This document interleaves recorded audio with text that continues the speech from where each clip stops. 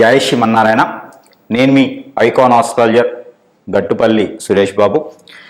ఈరోజు మనము ప్రత్యేకమైనటువంటి విశేషాలు ఏంటంటే, కొత్త సంవత్సరం వచ్చింది, 2025 సంవత్సరం వచ్చింది. కాబట్టి ఈ సంవత్సరంలో ద్వాదశ రాశుల వారు అందరికీ కూడా ఎప్పటి నుంచో ఉన్నటువంటి దోషాలన్నీ కూడా తొలగిపోయేసి అన్ని రకాలుగా బాగుండేలా ఉంటుంది. కాబట్టి ఈ 2025 సంవత్సరంలో అందరికీ కూడా సుఖశాంతులు, ధనధాన్యాలు, అలానే పెళ్ళిళ్ళు కాని వాడికి పెళ్ళిళ్ళు అయ్యేసి, పిల్లలు పుట్టిన వాళ్ళకి పిల్లలు పుట్టేసి, ఆర్థికంగా వెనకబడిన వాళ్ళందరూ ముందుకు వచ్చేసి, దారిద్ర్య రేఖ కన్నా దిగువలో ఉన్న వాళ్ళందరూ కూడా ఆ అదృష్ట రేఖకి భిన్నంగా విధంగా ఉండేలాగా అందరు కూడా బాగుండాలని కోరుకుంటూ, అలానే మనకిప్పుడు కొన్ని గ్రహాలు, మనకి ఉన్నటువంటి గ్రహాలు ఏవైతే ఉన్నాయో ఇవి గ్రహం మార్పిడి వల్ల వచ్చేటువంటి మార్పులు, ఆ గ్రహం మార్పిడి వల్ల జరిగేటువంటి పరిణామాలు, పరిస్థితులు, ఈ అనుకూలతగా ఉండేందుకు ఏ గ్రహం ఏ స్థానంలో ఉంటే ఏం జరుగుతుంది, ఏ గ్రహం ఎక్కడ మనకి ఏ ప్లేస్లో ఉండడం వల్ల శుభ అశుభ దృష్టిలు ఎలా ఉంటాయి, దీనివల్ల మనకి ఏం జరుగుతుందనే దానికి చూసినట్లయితే కనుక మనం ఈరోజు టాపిక్లో మాట్లాడుకునేది ఏంటంటే కుజగ్రహం. ఈ కుజగ్రహం అనేది మనకి చాలా శుభ దృష్టి ఉండడం వల్ల అశుభ దృష్టి ఉండడం వల్ల ఏం జరుగుతుంది, ఏ రాశి వారికి ఏ స్థానంలో కుజుడు ఉండటం వల్ల మంచి జరుగుతుంది, ఈ కుజగ్రహం ఎలాంటి పనులు చేస్తుంది, ఈ కుజగ్రహంతో వేరే గ్రహాలు ఏమైనా కూటమితో ఉన్నప్పుడు ఎలాంటి పనులు చేసుకోవచ్చు అనేదానికి మనం ఒక్కసారి చూద్దాం, వివరణ చూద్దాము. మనకి ద్వాదశ రాశుల్లో ఒకటి వృషభ రాశి. ఈ వృషభ రాశి వారికి గనక ఈ కుజునికి సంబంధించినటువంటి దోషం కానీ, కుజుడికి సంబంధించిన గ్రహాలు కానీ మారడం ద్వారా ఎలా జరుగుతుందనేది చూసినట్లయితే కనుక, ఈ యొక్క కుజుడి గ్రహం ఏదైతే ఉందో కర్కాటక రాశి నుంచి మనకి మిథున రాశికి రావడం అనేది జరిగింది. కాబట్టి ఈ యొక్క మిథున రాశికి రావడం, వెనకంజలో రావడం ద్వారా ఈ యొక్క వృషభ రాశి వారికి 2వ స్థానంలో అవుతుందన్నమాట. ఎవరైనా ఏప్రిల్ మాసం 2వ తారీఖు వరకు ఎవరైతే జన్మించేటువంటి వాళ్ళు ఉన్నారో, అంటే వృషభ రాశిలో జన్మించేటువంటి వాళ్ళకి ఎవరికైనా సరే 2వ స్థానంలో కుజుడు ఉంటాడు. కాబట్టి వారికి కుజు దోషం అనేది అయితే ఖచ్చితంగా ఉంటుందని చెప్పవచ్చు. అయితే వారు జన్మించేటప్పుడు ఏదైతే గురుగ్రహం కానీ శని గ్రహం కానీ వాళ్ళకి అనుకూలంగా ఉన్నది ఆ రోజు అయితే కనుక ఈ కుజదోషం 2వ స్థానంలో ఉన్నప్పటికీ ఈ కుజదోష ఏదైతే అశుభ దృష్టి ఉందో అది పెద్దగా పరిగణనలోకి తీసుకునే అవసరం అయితే లేదు. అయితే కామన్గా ఏంటంటే ఈ గురువు గ్రహం కానీ వాళ్ళకి అనుకూలంగా లేకపోయటం వలన, అలానే శని భగవాని గ్రహం అనుకూలంగా లేకపోతే కనుక ఖచ్చితంగా ఈ యొక్క వృషభ రాశిలో జన్మించేటువంటి ఏప్రిల్ మాసం వరకు వచ్చేటువంటి వృషభ రాశిలో జన్మించేటువంటి ప్రతి ఒక్కరికి కూడా, స్త్రీ పురుషులందరికీ కూడా కుజు దోషం వచ్చేటువంటి అవకాశాలు అయితే ఉన్నాయి. ఎందుకు ఇలా చెప్తున్నా అంటే, వారు జన్మించిన తర్వాత దానికి కుజుడికి సంబంధించినటువంటి దానాలు, కుజునికి సంబంధించినటువంటి ఏదైతే జపాలు చేసుకోవడం ద్వారా మరీ మంచి జరుగుతుంది. కాబట్టి ఆ ముందుగానే చెప్తా ఉన్నాను. మరొకటి, ఈ కుజుడు ఎవరైతే ఉన్నారో ఈ కుజు భగవానుడు మిథున రాశిలోకి రావడం ద్వారా జనవరి 21వ తారీఖున మిథున రాశిలోకి వచ్చారు. అలానే మనకి ఏప్రిల్ 2వ తారీఖు వరకు కూడా మిథున రాశిలోనే కొనసాగుతారు. ఆ తదుపరి కర్కాటక రాశిలోకి వెళ్తారన్నమాట. అయితే ఈ కుజుడు ఇలా మారడం ద్వారా మరొకటి ఉంది. మార్చి 29వ తారీఖున అలానే మనకి కుజుడు ఎలా అయితే మారాడో జనవరి 21వ తారీఖున 2020 సంవత్సరంలో, అలానే ఈ సంవత్సరంలో మారేటువంటి అతిపెద్ద గ్రహాల్లో శని భగవానుడు, అలానే రాహువు కేతువు, అలానే గురుదేవులు కూడా మారేటువంటి ఆస్కారం ఉంది. మే నెలలో గురువు 18వ తారీఖు మారితే, మే 15వ తారీఖు రాహుకేతువులు, అలానే మార్చి 29వ తారీఖున శని భగవానుడు కూడా మారుతారు. కాబట్టి ఈ సంవత్సరంలో అతిపెద్ద గ్రహాలన్నీ కూడా మారేలాగా ఉన్నాయి. కాబట్టి దానికి తగ్గట్టుగా పరిహారాలు కూడా మనము చేసుకోవాలి. అలానే మనకి ఈ కుజ భగవానుడు ఈ యొక్క వృషభ రాశి వారికి 2వ స్థానంలో ఉండడం ద్వారా వీరందరూ కూడా చిన్న పరిహారాలు చేసుకోవడం ద్వారా అద్భుతమైనటువంటి స్థానానికి వెళ్ళేలా అదృష్టం ఉంటుంది. కాబట్టి ఎవరైనా విదేశానికి ప్రయత్నం చేసేటువంటి వృషభ రాశి వాళ్ళు ఎవరైనా ఉంటే కనుక ఈ యొక్క వృషభ రాశి వారు విదేశానికి ప్రయత్నం చేసే పని అయితే కనుక మీరు కెనడా సైడ్ కానీ, అలానే జర్మనీ సైడ్ కానీ ప్రయత్నం చేయండి. ఖచ్చితంగా మీరు వెళ్ళేదానికి ఎక్కువ ఆస్కారం కనిపిస్తూ ఉంది. అలానే చదువుకునేందుకు కానీ, జాబ్ కోసం కానీ మీరు ప్రయత్నం చేయవచ్చు. అలానే గల్ఫ్ కంట్రీస్కి అయితే అంతగా పరిగణనలోకి ఏం కనిపించలేదు. కాబట్టి మీరు ఇలాగా ఏదైనా యూకే, జర్మనీ లాంటి దేశాలు మీరు ప్రయత్నం చేస్తే ఖచ్చితంగా మీరు చదువుకోవడానికైనా, జాబ్ పర్పస్ అయినా బాగుంటుంది. అలానే మనకి జాబులో వెసులుబాట్లు, కూడా బాగుంటాయి. అలానే మనకి ఎక్కువ ఎవరితో గొడవ పడకుండా ఉండడం ద్వారా మంచిది. ఏదైనా చిన్నపాటి గొడవలు అయితే కూడా మీరే సర్దుకుపోయే విధంగా ఉండడం ద్వారా కొంతమేర మీకు మంచి జరిగే అదృష్టం ఉంటుంది కాబట్టి బాగుంటుంది. ఎందుకు ప్రత్యేకంగా చెప్తానంటే కుజుడు అనేది మనకి వేడిని ఇచ్చేటువంటి తత్వం ఉంటుంది కుజునిలో. అలానే మనకి లేనిపోయినటువంటి మాటల ద్వారా మీరు చెడు అయ్యేటువంటి ఆస్కారం ఉంది. మీరు మంచి మనిషి కాదు అని ముద్ర కూడా పడేలా ఉంది. కాబట్టి మీరు కొంతమేర సైలెంట్గా ఉండటం, మీ పని మీరు చేసుకోవటం, ఎక్కువగా ఏ దాంట్లోకి ఇన్వాల్వ్ అవ్వకపోవడం మరీ మంచిది. ఇన్వాల్వ్ అవ్వద్దు అన్నాను కదా అని చెప్పేసి ఏ పని చేయకుండా ఉండకుండా కాదు, ఎదుటి వాళ్ళ పనిలో కానీ మీరు పంచుకోకుండా ఉంటే, ఎదుటి వాళ్ళ విషయాల్లో తలదూర్చకుండా ఉంటే మనం బ్రతికేదానికి బాగుండేదానికి బాగుంటుంది. ఏప్రిల్ 2 వరకు ఇలా కొనసాగించండి. 2025 ఏప్రిల్ 2వ తారీఖు వరకు కూడా. అయితే మీకు ఇంకా మంచి జరగాలనుకుంటే కనుక ఈ చిన్నపాటి పరిహారాలు చేసుకోండి. వృషభ రాశి వారు అందరికి కూడా చాలా బాగుంటుంది. అయితే మనకి ఈ కుజుడు మనకి ఏదైతే మనం అనుకున్నట్లుగానే కుజుడు మనకిప్పుడు కర్కాటక రాశి నుంచి మిథున రాశికి వెనుకంజిలో ఉన్నారు. కాబట్టి ఈ వెనుకంజిలో ఉన్నటువంటి కుజుడు వల్ల మనకి జరిగేటువంటి నష్టాలు కావచ్చు, లాభాలు కావచ్చు, ఈ కొన్ని రాశులు కొన్ని రకాలుగా ఉన్నాయి. కాబట్టి అలానే మనకి ఈ రాశి వారు కనుక ఈ పరిహారం చేసినట్లయితే ఖచ్చితంగా ఉన్నత స్థాయికి చేరుకునేలాగా, అలానే పంట భూములు కూడా బాగుండేలాగా, అలానే ఈ రాశి వారికి అన్ని రకాలు బాగుంటుంది. కాబట్టి ఈ చిన్నపాటి పరిహారం చేసుకోవడం వలన అన్ని రాశుల వారికి బాగుంటుంది. ఏ రాశికి ఆ రాశి మనం ఏంటంటే ఈ రాశి వారికి ఈ పరిహారం చేసుకోవడం ద్వారా చాలా బాగా పనిచేస్తుంది. కాబట్టి అన్ని రకాలుగా ఉన్నతులు అయ్యేదానికి బాగుంటుంది.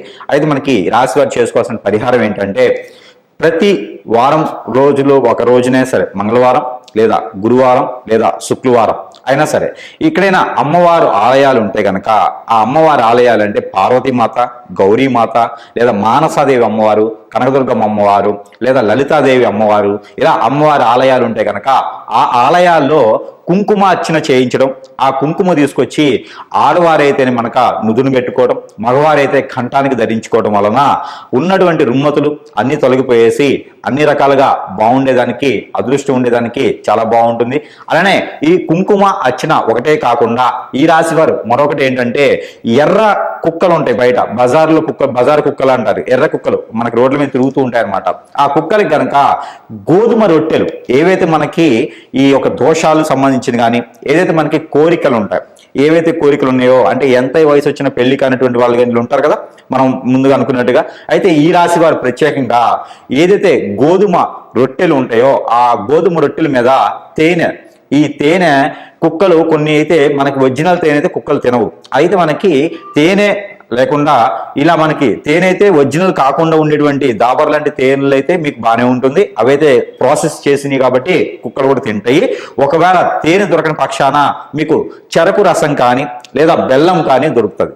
ఈ బెల్లం మనము చిన్నగా రసంలా చేసేసి ఆ బెల్లం రసంతో కనుక మనము ఏవైతే కోరికలు ఉన్నాయో ఆ కోరికలన్నీ కూడా ఈ గోధుమ రొట్టెల మీద రాచి ఆ రాసినటువంటి గోధుమ రొట్టెలు ఏవైతే ఉన్నాయో అవి కుక్కకి తినిపించడం ద్వారా లేదా ఆవుకు తినిపించడం ద్వారా కూడా మీకున్నటువంటి రుమ్మతులన్నీ కూడా తొలగిపోయేదానికి ఎక్కువ ఆస్కారంగా ఉంది.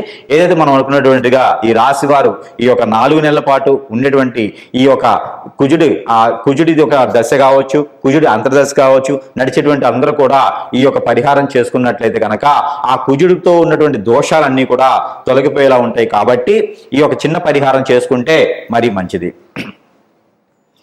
అయితే మనం చెప్పుకున్నట్టుగానే ఈ రాశి వారు కనుక ఈ చిన్న పరిహారాలు చేసుకోవడం ద్వారా కుజుడి దశ ఉన్న, కుజుడి అంతర్దశ ఉన్న, కుజ దోషంతో ఎవరైనా బాధపడుతుంటే కూడా ఈ యొక్క చిన్న పరిహారం చేసుకోవడం ద్వారా ఆ కుజుడి నుంచి వచ్చేటువంటి చెడు దృష్టి ఏదైతే ఉందో ఆ చెడు దృష్టి కూడా శుభ దృష్టిగా మలుచుకునేందుకు అవకాశం ఉంటుంది. కాబట్టి ఖచ్చితంగా ఈ రాశి వారు ఈ యొక్క చిన్నపాటి ప్రయోగం, ఈ చిన్నపాటి పరిహారం చేసుకోవడం ద్వారా మంచి జరుగుతుంది. కాబట్టి ఈ చిన్నపాటి ప్రయోగం, ఈ చిన్నపాటి పరిహారం ఏంటంటే ఏదైతే నవగ్రహాల్లో కుజగ్రహం అని ఉంటుంది, ఈ కుజగ్రహాన్ని కనుక కందులు, ఏవైతే కందులు మనకి ఇంకా మహారాష్ట్ర కందులు అంటారు, అంటే ఎర్ర కందులు ఉంటాయి మనకి, ఎర్ర కందులు, ఎర్ర కందిపప్పు అంటారు. ఇవి దొరికినా మీకు మనం మామూలుగా తెలుగు రాష్ట్రాల్లో దొరికేటువంటి కందులు, కందిపప్పు అయినా ఏవైనా సరే ఆ కుజునికి గనక 1 కిలోన్నర అంటే 1 కిలో తర్వాత ½ కిలో 500 గ్రాములు అంటే 1500 గ్రాముల కందులు గనక అక్కడ కుజగ్రహం మీద గనక ఉంచడమైనా, అభిషేకం చేసినా, 9 ప్రదక్షిణాలు చేసినా,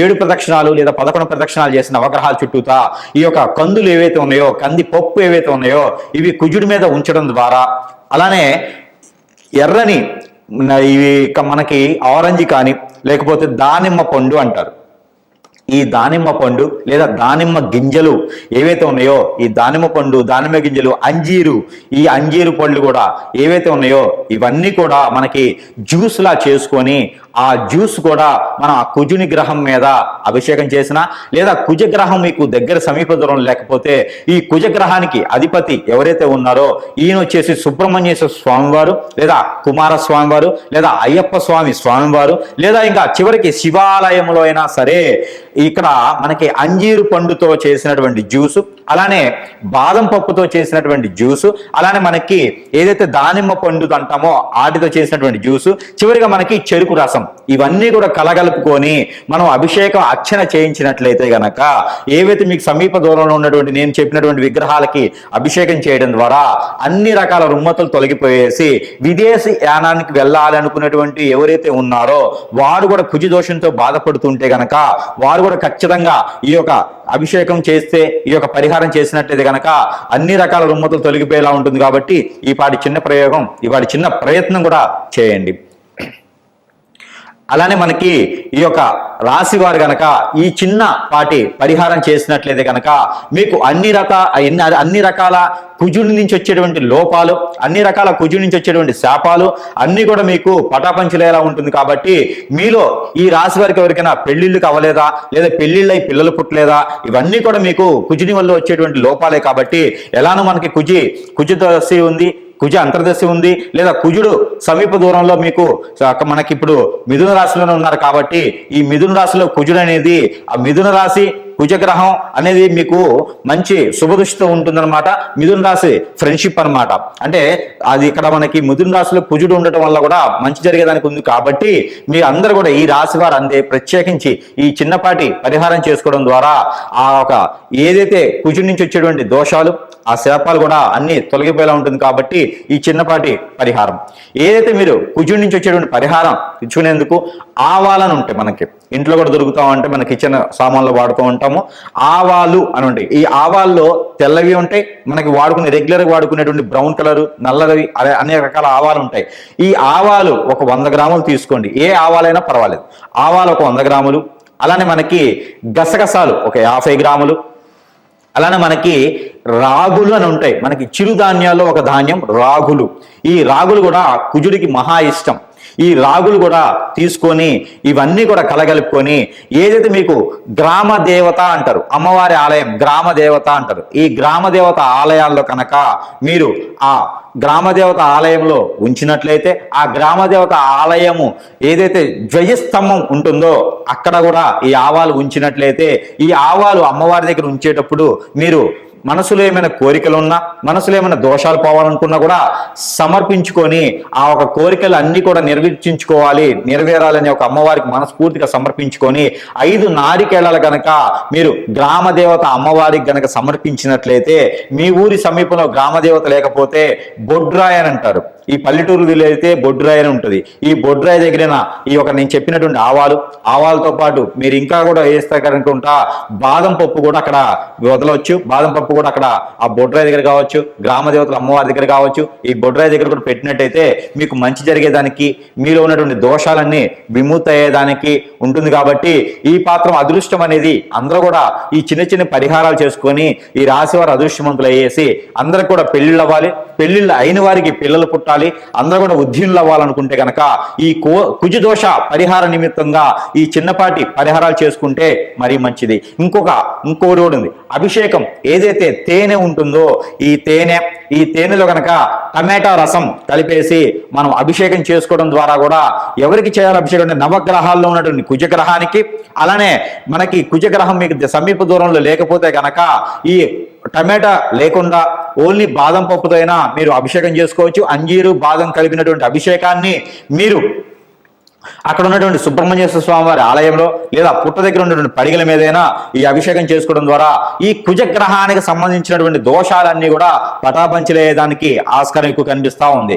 అలానే మీకు ప్రతినిత్యం ద్వాదశ రాశుల వారు అందరికీ కూడా చెప్పదగింది ఏంటంటే ప్రతి ఒక్కరూ చేయగలిగినటువంటి రెమెడీ ఒకటి ఉన్నది. అది ఏంటంటే ఆవాలు, మనకి తెల్లవైన నల్లవైన బ్రౌన్ కలర్ అయిన ఆవాలు తీసుకొని ఒక 50 గ్రాముల ఆవాలు, ఒక 50 గ్రాములు నల్ల నువ్వులు, ఒక 50 గ్రాములు గసగసాలు, ఒక 50 గ్రాముల జీడిపప్పు, ఇవన్నీ కూడా తీసుకొని చిక్కుడు గింజలను దొరుకుతాయి మనకి సీడ్, ఇవి మనకి పచారీ షాపుల్లో కానీ లేకపోతే సీడ్ అమ్మేటువంటి షాపుల్లో కానీ దొరుకుతాయి. ఈ చిక్కుడు గింజలు కూడా తీసుకొని మీరు ఇవన్నీ కూడా కలగలుపుకొని రోజుకొక 2-3 స్పూన్లు చొప్పును తీసుకొని ఇలా క్లాక్ వైజ్ గా కళ్ళ ముందు నుంచి ఇలా తీసుకుంటూ ఇలా 7 సార్లు దిష్టి తీసుకొని ద్వాదశ రాశుల వారు అందరికీ కూడా ఇలా 7 సార్లు దిష్టి తీసుకొని మీకు రోడ్డు విరువైపులా అంటే రోడ్డు పక్కన కనుక వేసినట్లయితే పారేటువంటి నీటిలో వేసినట్లయితే మీకు అవి కాల్చినట్లు కూడా కాల్చుకోవచ్చు. ఇవి కాల్చినట్లయితే కనుక మీకు కుజు దోషం నుంచి విముక్తి లభిస్తుంది. మీకు ఖచ్చితంగా పెళ్లిళ్ళు అవుతాయి.